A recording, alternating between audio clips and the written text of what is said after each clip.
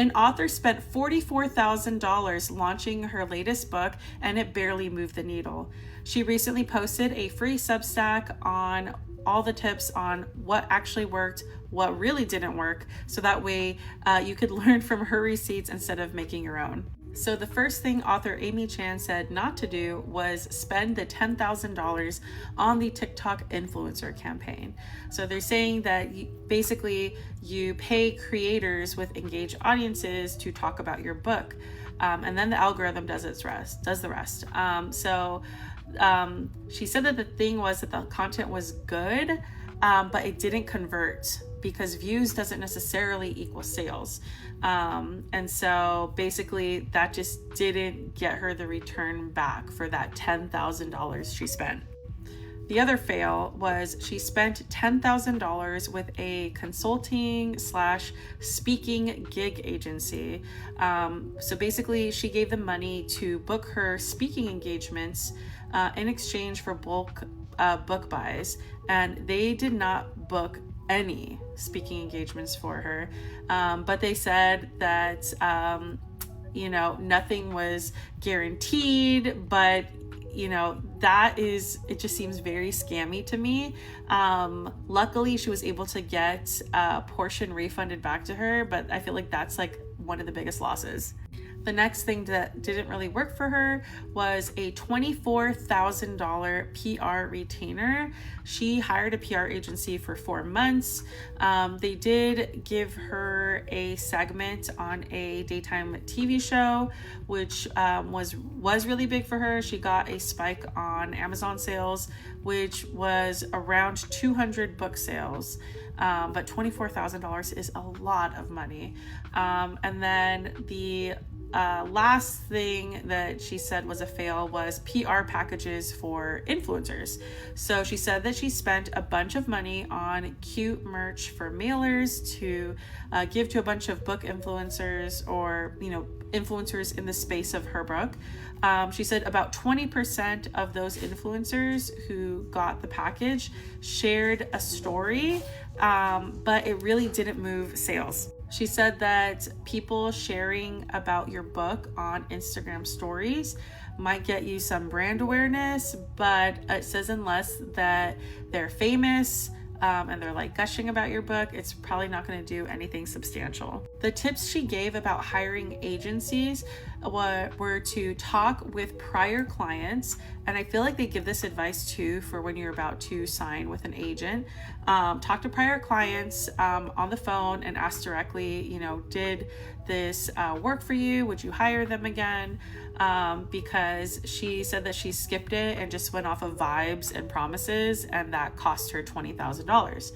And then also to be suspicious of agencies that only accept wire transfers and want the ad spend paid upfront, which I could have told you that sounds super scammy as well. Now to the things that did work for her. Everyone is, different, especially with the content of their book, their background, following, etc. But what did work were some podcasts. She personally secured 30 podcast interviews for her launch, and so that helped move books.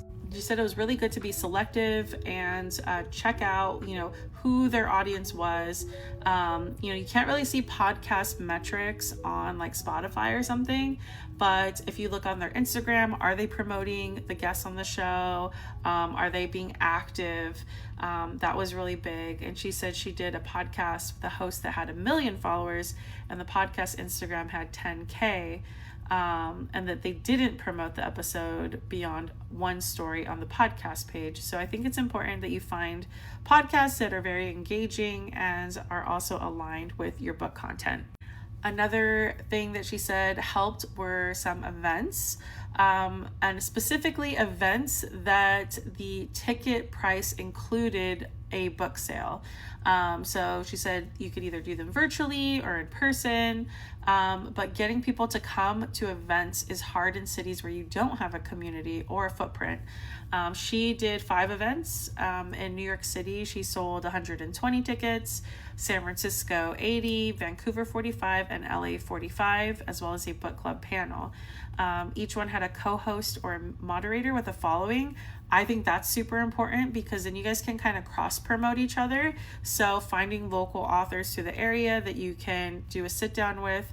I think it also helps if you're a debut author because you have someone to kind of bounce conversation with instead of just talking at people. So I always think that is a good idea.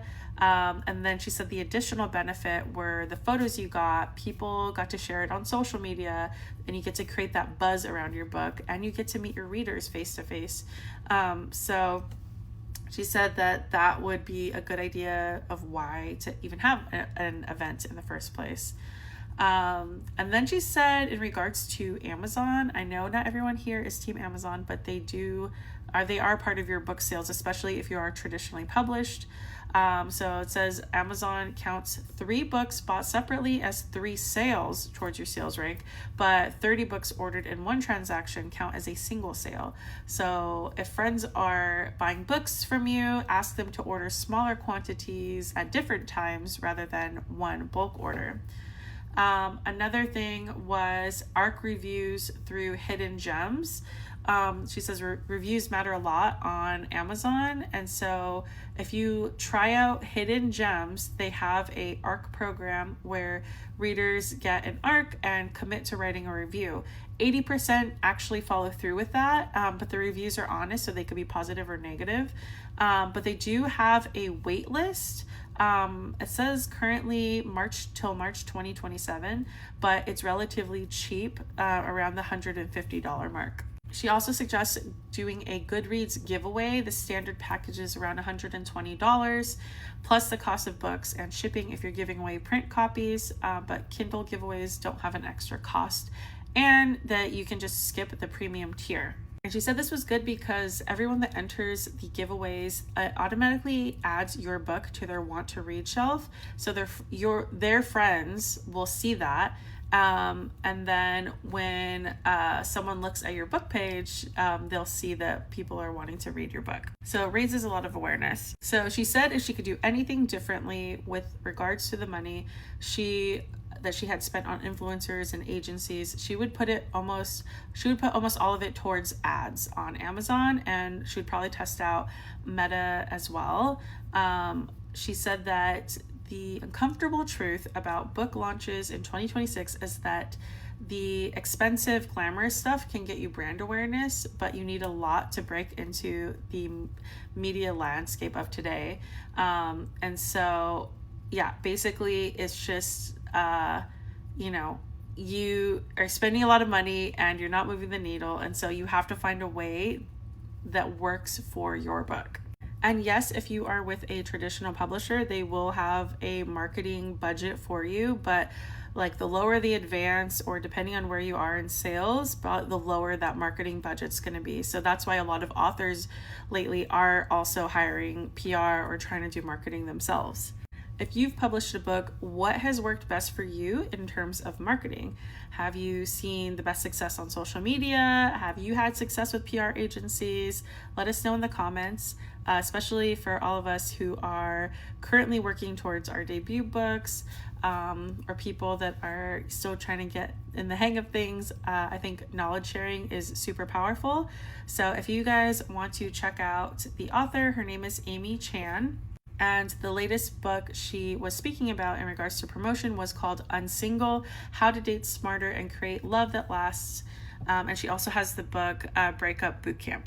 On Substack, if you want to read this article and all the details yourself, she's at Miss Amy Chan. All right, I better go back to writing.